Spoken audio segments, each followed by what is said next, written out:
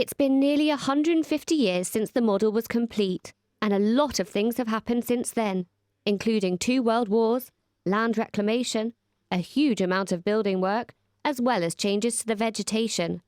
So there's certainly a lot for them to investigate.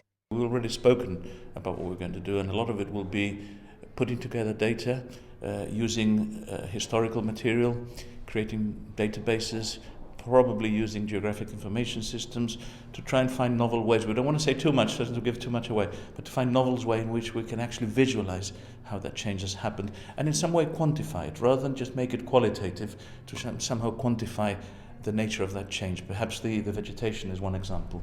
Yes, precisely. I mean, when we talk about landscape change in Gibraltar, we're not simply talking about the physical landscape, if you like, in which there has been enormous change. The reclamations are perhaps the most obvious of those, but Gibraltar's natural landscape, its vegetation, has changed enormously, actually, over the last 300 years in particular. If you look at old photographs of the rock, you'll see that, especially the earliest photographs, you can see that the rock is virtually denuded of woody vegetation. There are no trees up there. That goes back to the time when goats were up there grazing, and then as soon as the goats were removed, the vegetation started to grow. It started to become more wooded, and that had quite significant impact on Gibraltar's biodiversity. And one of the things that we want to do,